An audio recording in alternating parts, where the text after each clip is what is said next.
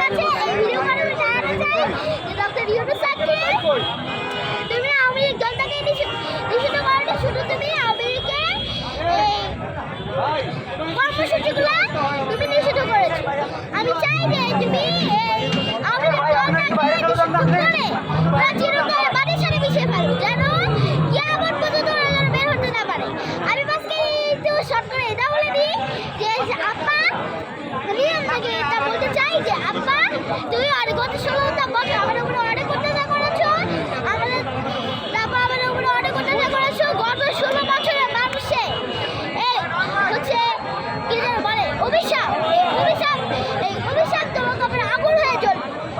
আল্লাহর কাছে ক্ষমা চাও, আল্লাহর কাছে কাটাকাটি করে ক্ষমা চাও যে আল্লাহ তোমাকে ক্ষমা করে। আমি জানি না যে আল্লাহ তোমাকে ক্ষমা করবে কিনা, বাট আবার আল্লাহ অনেক দয়াবান, আল্লাহ তোমাকে ক্ষমা করতে পারে কারণ এবং ক্ষমা করে তোমার শাস্তিটা একটু কমিয়ে দিতে পারে। এই জন্য আল্লাহর কাছে ক্ষমা চাও।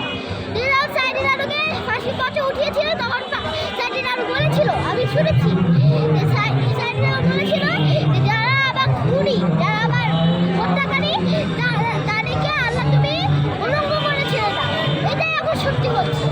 ডক্টর ইউনূস স্যারের আরেকটা দাবি, এটা হচ্ছে আমাদের যে টাকা, সেই টাকা দিয়ে যেটা দেওয়া হয়েছিল, লুটপাট করে নেওয়া হয়েছিল, সেই টাকাগুলো আবার আমেরিকা ফেরত দেওয়া হোক, তদন্ত করি।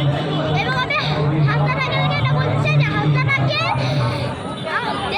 দেশে তো ছড়িয়ে ছিটে আছে, দেশে তো দেশেই, আর বাইরে দেশে যারা আছে তাদেরকে বাংলাদেশে জনতারই সব এসে তাদেরকে শাস্তি দেওয়া হোক। এবং আওয়ামী লীগ দলের যে লিডার শেখ হাসিনা,